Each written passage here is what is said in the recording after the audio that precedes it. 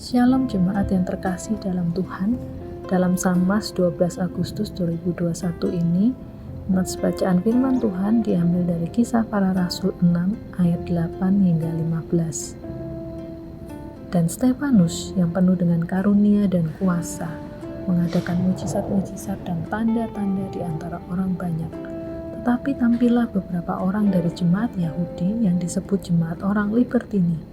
Anggota-anggota jemaat itu adalah orang-orang dari Kirene dan dari Alexandria, bersama dengan beberapa orang Yahudi dari Kilikia dan dari Asia. Orang-orang itu bersoal jawab dengan Stefanus, tetapi mereka tidak sanggup melawan hikmatnya dan roh yang mendorong dia berbicara.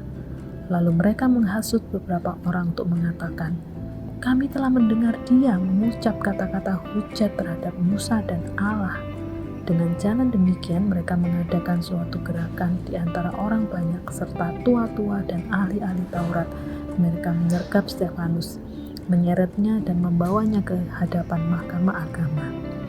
Lalu mereka mengajukan saksi-saksi palsu yang berkata, "Orang ini terus-menerus mengucapkan perkataan yang menghina tempat kudus ini dan hukum Taurat, sebab kami telah mendengar dia mengatakan bahwa Yesus, orang Nazaret itu, akan merubuhkan tempat ini dan mengubah adat istiadat yang diwariskan oleh Musa kepada kita." Semua orang yang duduk dalam sidang mahkamah agama itu menatap Stefanus, lalu mereka melihat muka Stefanus sama seperti muka seorang malaikat. Jemaat yang terkasih dalam Tuhan, terkadang tidak mudah untuk mengatakan suatu kebenaran. Ketika kita harus menyatakan sesuatu yang benar atau jujur, namun itu tidak disukai oleh kebanyakan orang.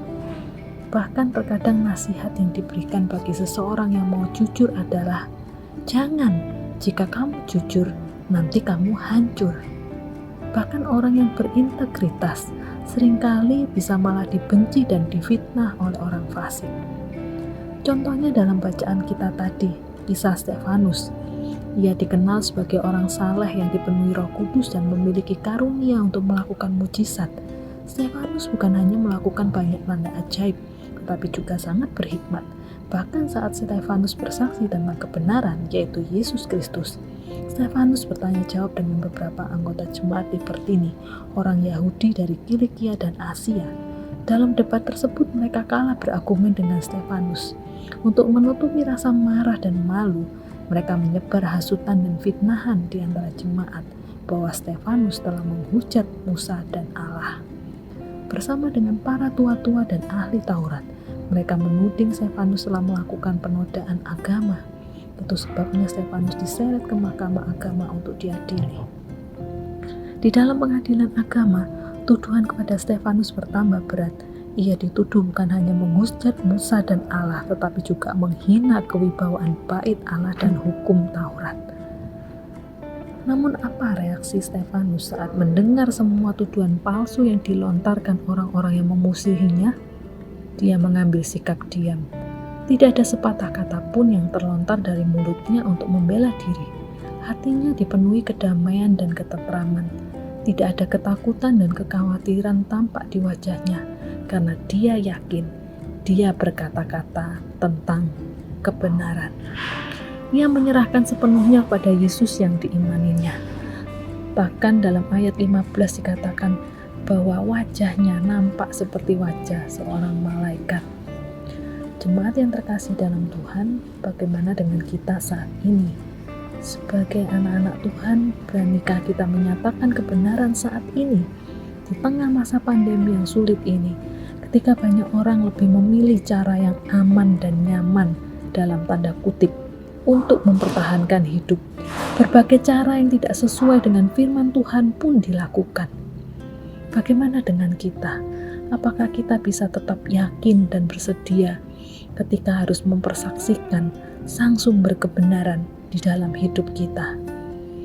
Atau bagaimana dengan kita saat kita dihina, ketika kita berkata hal yang benar? Apa yang menjadi respon kita? Apakah kita marah, kita panik, kita takut, atau gelisah? Marilah kita belajar dari bacaan Alkitab tadi, bahwa Stefanus bersikap untuk tetap tenang dalam kondisi apapun, karena dia yakin apa yang dia katakan adalah hal yang benar dan dia menyerahkan semuanya ke dalam tangan pembelaan Allah.